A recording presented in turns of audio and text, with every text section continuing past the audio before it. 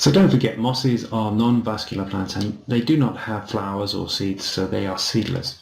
The life cycle of mosses is unique in the sense that it carries one set of genetic material for most of its life, rather than the normal two sets. So let's have a look at the life cycle of a moss. Now, unlike vascular plants, in all three bryophyte phyla, the haploid gametophytes are the dominant stage of the life cycle. They are usually larger and longer living than the sporophytes, as shown on the left-hand side of the screen. The sporophytes are typically present only part of the time. When bryophyte spores are dispersed to a favorable habitat, such as moist soil or tree bark, they may germinate and grow into gametophytes. Germinating moss spores, for example, characteristically produce a mass of green-branched, one-cell-thick filaments known as protonema. A protonema has a large surface area that enhances absorption of water and minerals. In favorable conditions, a protonema produces one or more buds.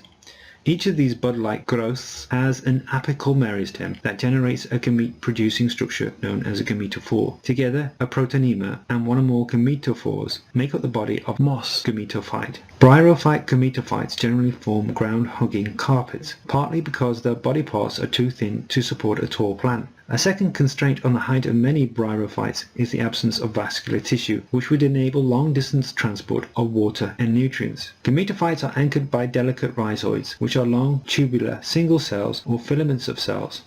Gametophytes can form a multiple gametangia, each of which produces gametes and is covered by protective tissue. Each archegonium produces one egg, whereas each antheridia produces many sperm. Some bryophyte gametophytes are bisexual, but in mosses, the archegonia and antheridia are typically carried out on separate female and male gametophytes. Flagellated sperm swim through a film of water toward eggs, entering the archegonia in response to chemical attractants. Eggs are not released, but instead remain within the basis of archegonia. After fertilization, embryos are retained within the archegonia. Layers of placental transverse cells help transport nutrients to the embryos as they develop into sporophytes. Now, bryophyte sperm typically require a film of water to reach the eggs.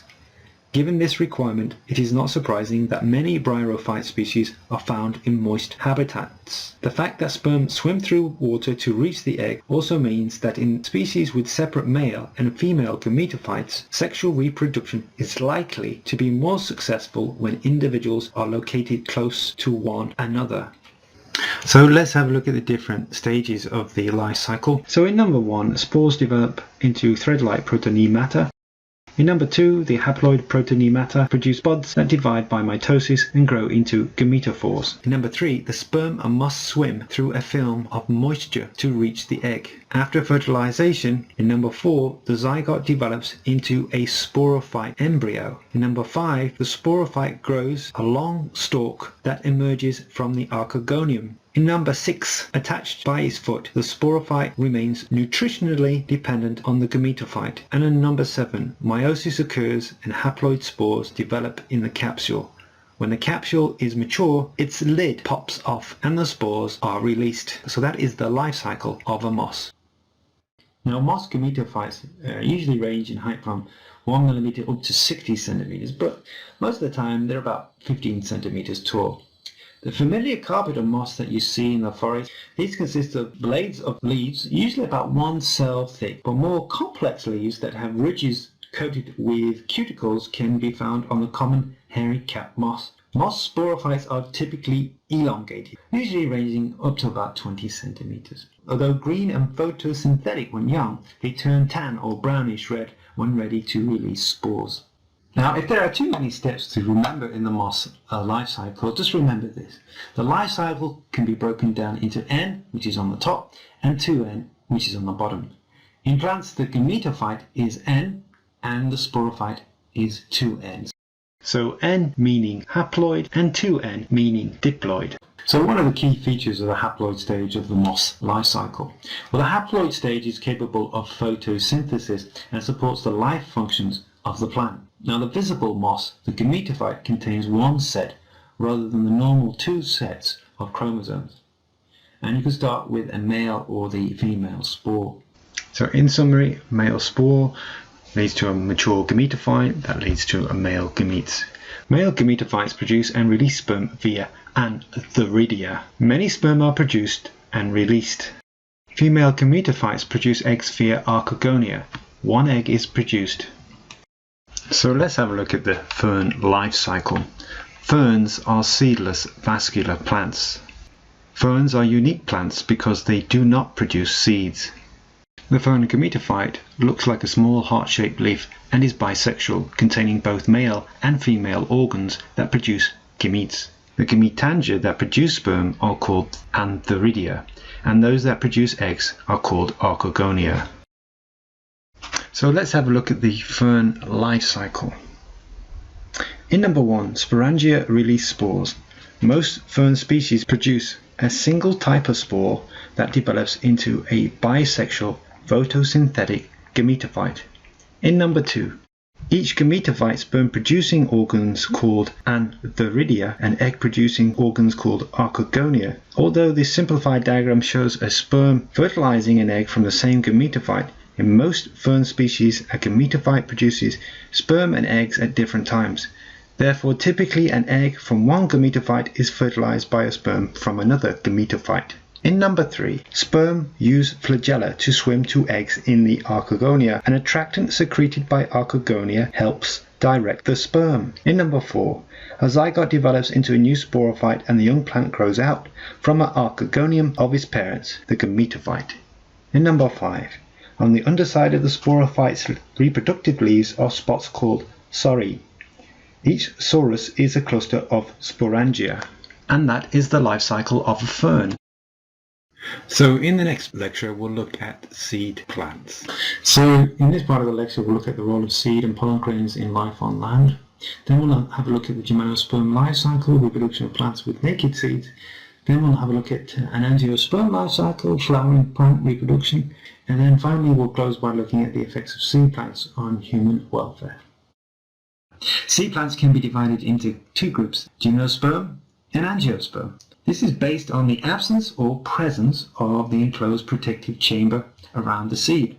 Now, gymnosperms, because they have no protective chamber, are often known as naked seed plants. Conifers, for example, or evergreens or ginkgos. Angiosperms are a huge clade consisting of all flowering plants, and their seeds develop inside chambers that originate within flowers. Nearly 90% of living plant species are angiosperms. In summary, for seed plants, so there are angiosperms, and these produce seeds encased in a protective chamber. The gymnosperms produce naked seeds, so they have no protection. Generally, a seed consists of an embryo, cache of food, and a protective coat. So let's have a look at history and evolution. Now, the first seed plants emerged about 360 million years ago. 55 million years later, gymnosperms arose.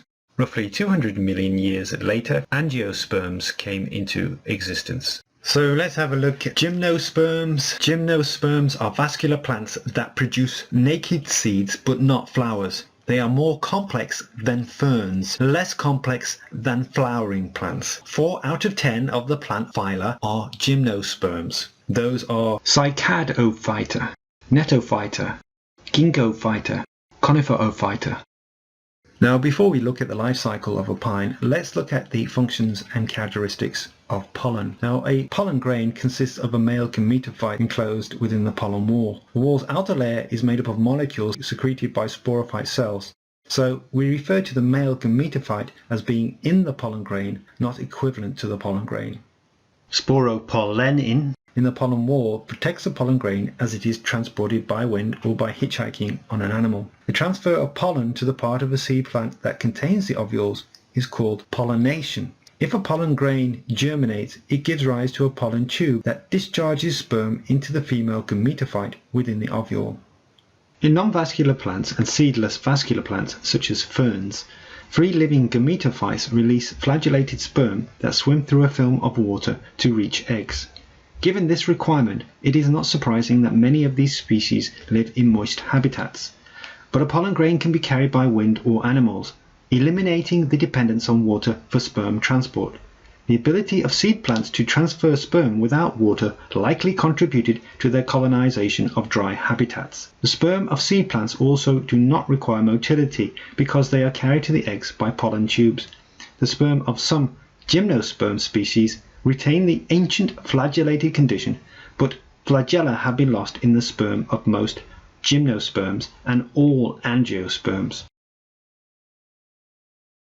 Before we look at the life cycle of a pine in more detail, let's discuss what a pine tree is. Well, the pine tree is the sporophyte. Its sporangia are located on scale-like structures packed densely in cones. Like all seed plants, conifers are heterosporous. As such, they have two types of sporangia that produce two types of spores. Microsporangia that produce microspores and megasporangia that produce megaspores. In conifers, the two types of spores are produced by separate cones, small pollen cones and large ovulate cones, and you can see that.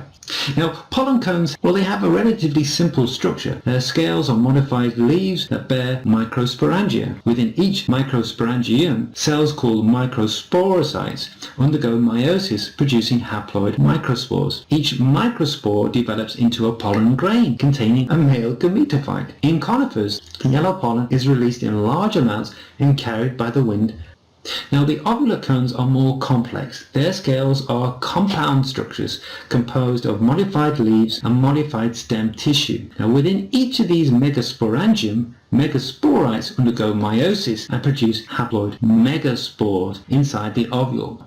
Now, surviving megaspores develop into female gametophytes, which are retained within the sporangia. In most pine species, each tree has both types of cones. From the time the pollen and ovulate cones appear on the tree, it takes nearly 3 years for the male and female gametophytes to be produced and brought together for mature seeds to form from fertilized ovules. The scales of each ovular cone then separate and seeds are dispersed by the wind. A seed that lands in a suitable environment germinates its embryo, emerging as a pine seedling. So let's have a look at the life cycle of a pine.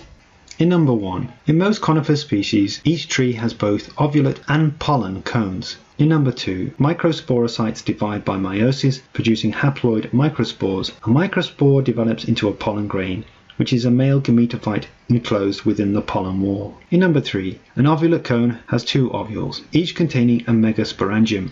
Only one ovule is shown here. In number 4, pollination occurs when a pollen grain reaches the ovule. The pollen grain then germinates, forming a pollen tube that slowly digests its way through the megasporangium. Number 5. While the pollen tube develops, the megasporocyte undergoes meiosis, producing 4 haploid cells. One survives as a megaspore. Number 6. The megaspore develops into a female gametophyte that contains 2 or 3 archegonia, each of which will form an egg. Number 7. By the time the eggs are mature, sperm cells have developed in the pollen tube, which extends to the female gametophyte. Fertilization occurs when sperm and egg nuclei unite. Number 8. Fertilization usually occurs more than a year after pollination. All eggs may be fertilized, but usually only one zygote develops into an embryo. The ovule becomes a seed consisting of an embryo, food supply, and seed coat. And that is the life cycle of a pine.